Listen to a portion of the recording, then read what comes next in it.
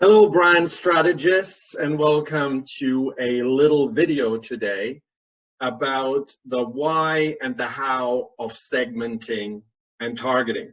Now, to many of you, this will be old news, hopefully actually, either because you have a marketing background or because you still remember that from your core marketing class. I'm pretty sure you've talked about segmentation and targeting there, and maybe even more in depth in a consumer behavior class or other that you had. But I just want to ensure we're all on common ground here as we will talk about the so-called Uber-target and that concept in the next class. So let me give you this little primer, and those who know it all already can skip it.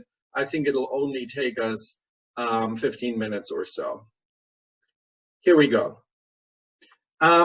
Why segment and target? Well, if you look at the various models we've reviewed earlier in class, you will find that the strategists tell you brands want to create a relationship with consumers, or at least they say they want to sell to consumers. They want to target them, they often say. Well, the question is, so how do you create these bonds with the consumer? Keller here, for example, talks about the emotional route, the rational route.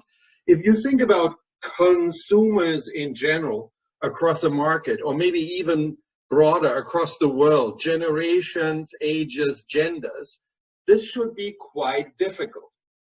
Hence, the concept of STP, which stands for segmenting, targeting, positioning. It's a marketing classic. And I've showed you this before. Basically, what it says is you take that general population and then you segment it across, socioeconomic criteria, gender, ethnicity, national citizenship, whatever might make sense, and then you target. Often the segmentation criteria are actually more psychological, psychosocial, rather than, let's say, national, because it doesn't matter whether you're, American or Canadian, Coke still wants to appeal to you. So often segmentation are looking more at psychology. So let's look at why you should do that, because it's not at all clear why or if, and then how you do that.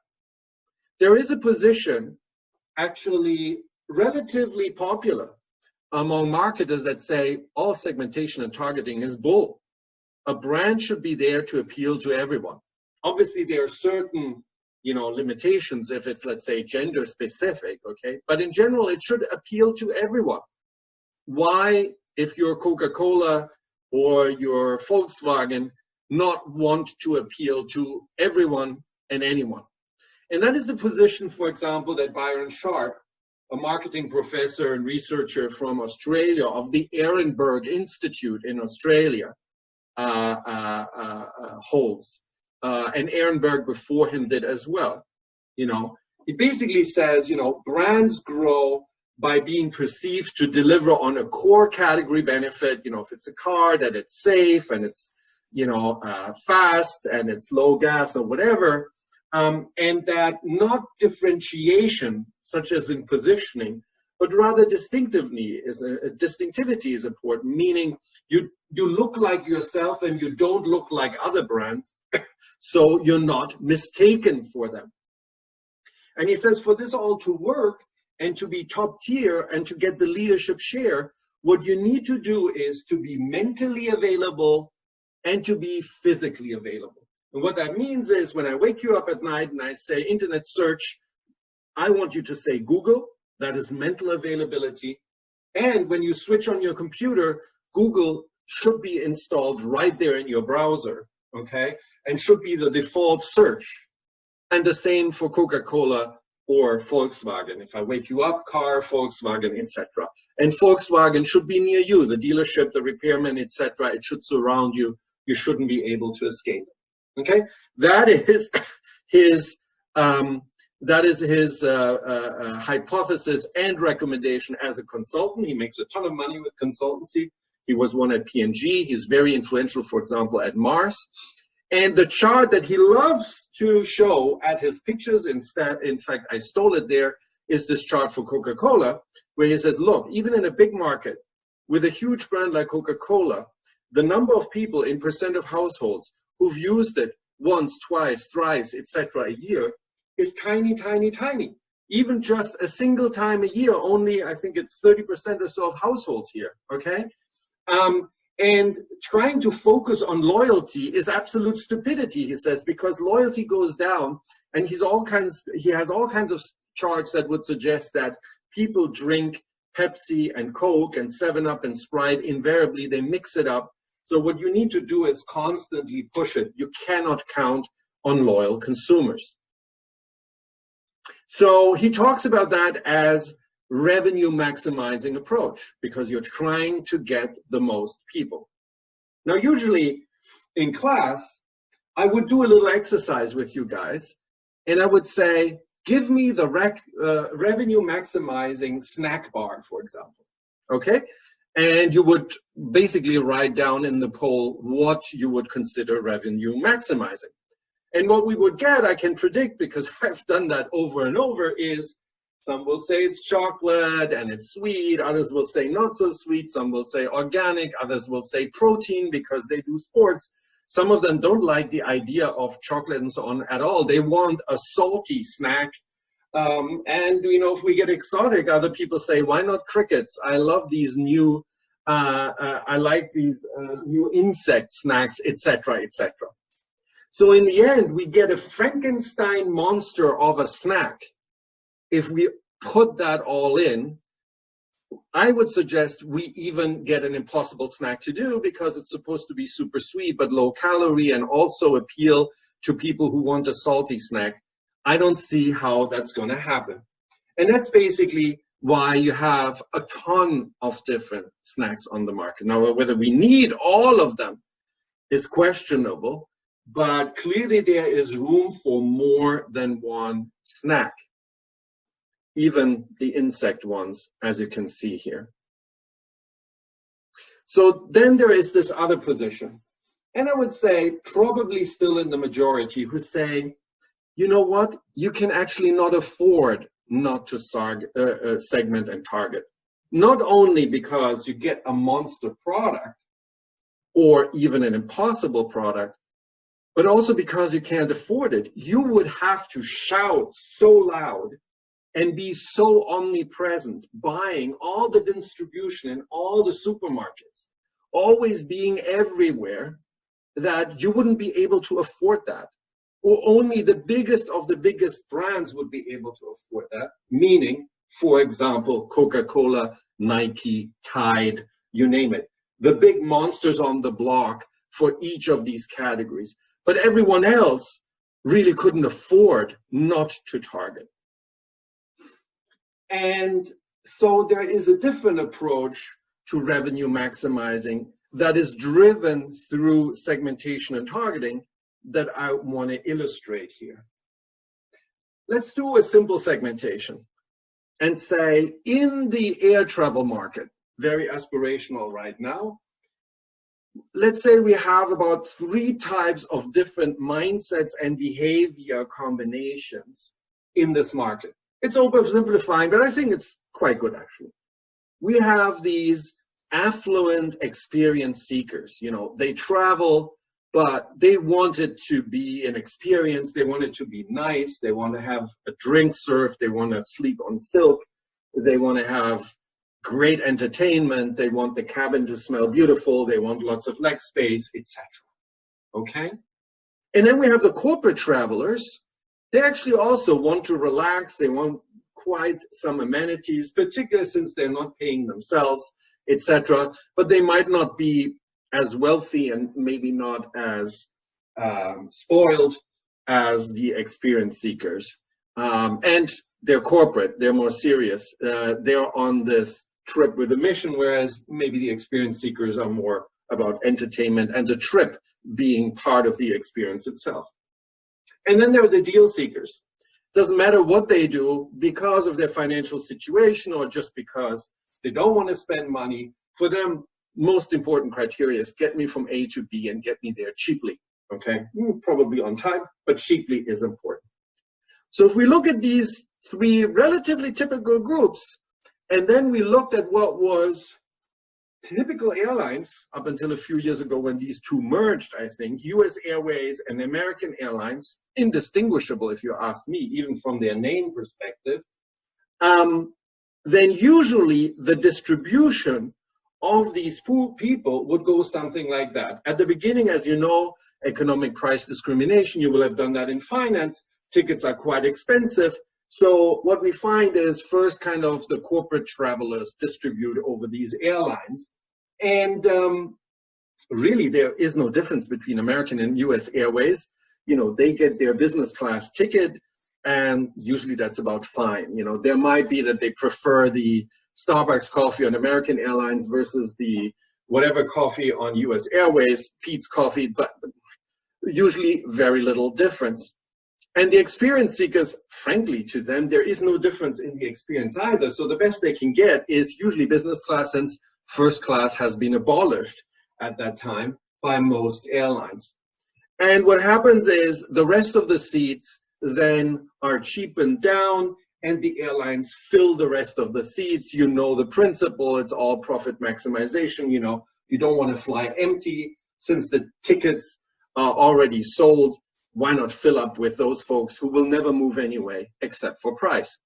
And this is how it was for the longest time.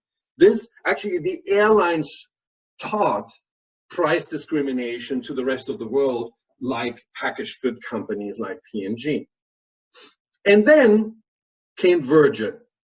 Virgin, Branson's brand, you probably have heard about it, who first challenged British Airways, and then also across the Atlantic, American Airlines, and started with a fun airline.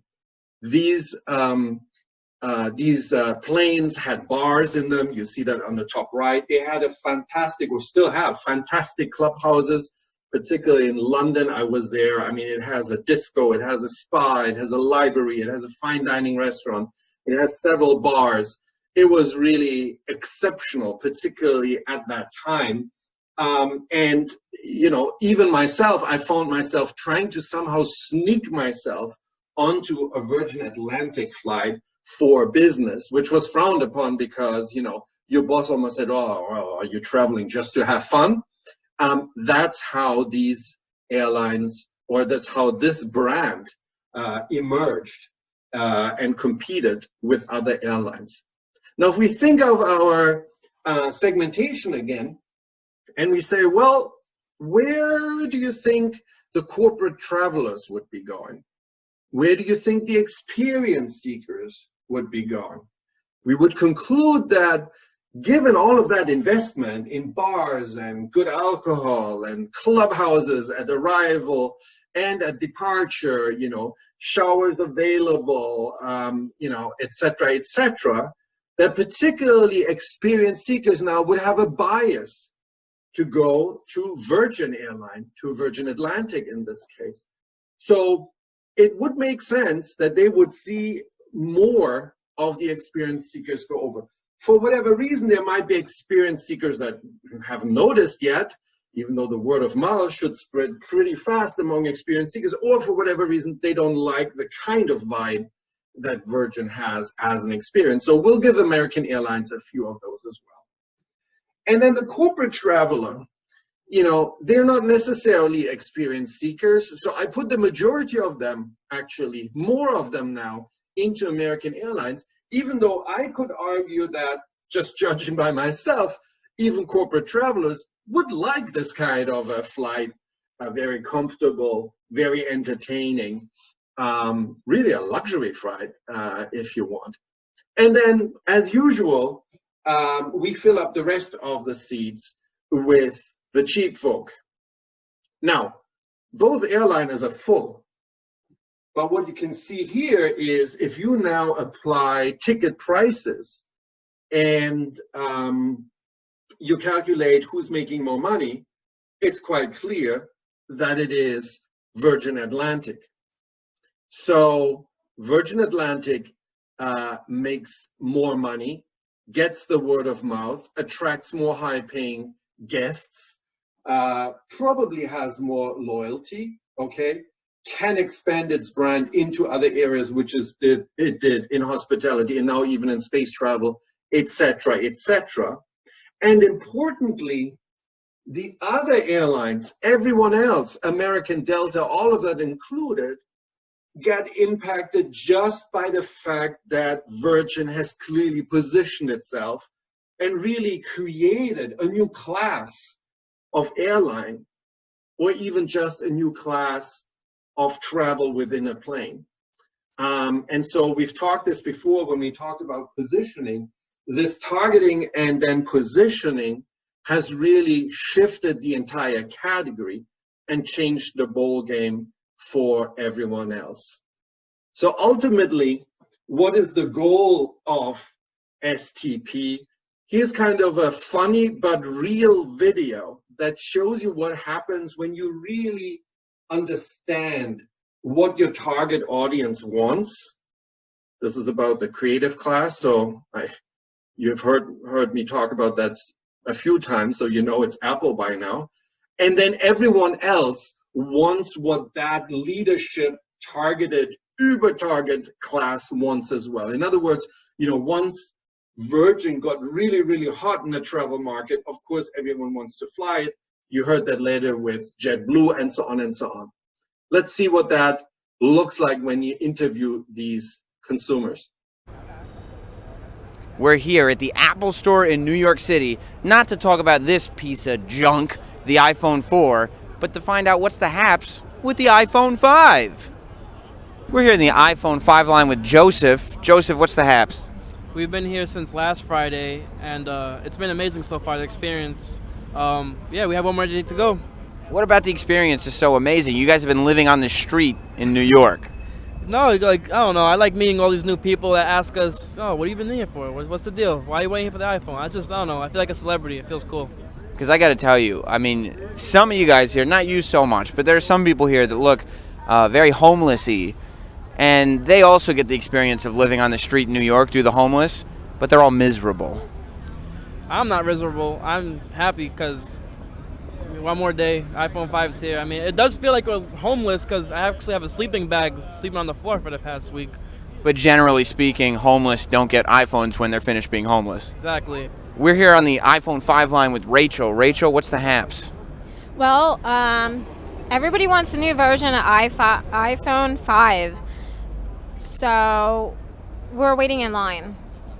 Now, some people decided to do this silly thing and order it on the internet. Why did you decide to wait online? I don't want to get ripped off by the internet, so I decided to just wait in line. Have you heard a lot of horror stories of the internet going and ripping people off? Scams and stuff like that, so... We're on the iPhone 5 line with Keenan. Keenan, what's the haps? It's a couple of hours away until, not a couple of hours away, but less than 24 hours away until the iPhone 5 is released, and we're excited, we're relieved that it's very close. How long have you been here for? Since Thursday. So I think you get the picture. I mean, these people are desperate as if they were asylum seeker for paradise or something like that.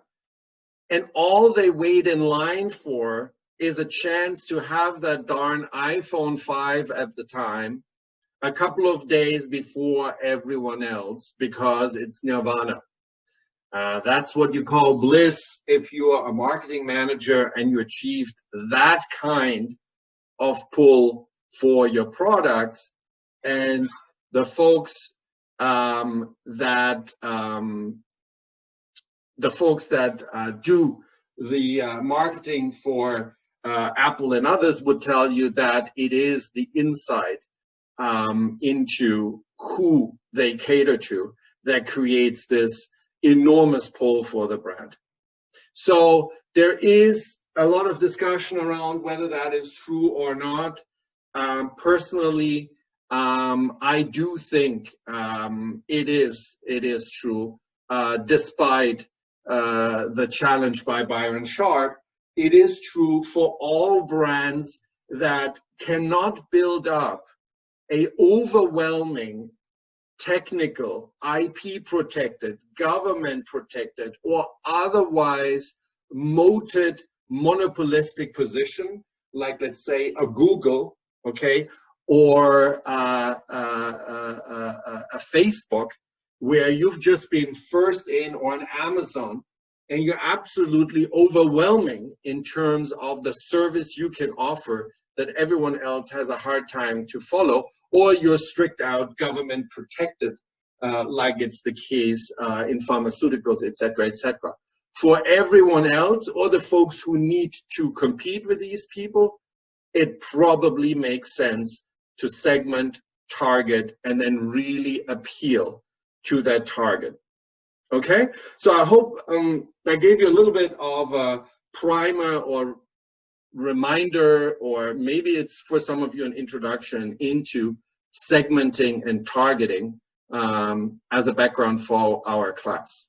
And with that, I give you your rest of the day.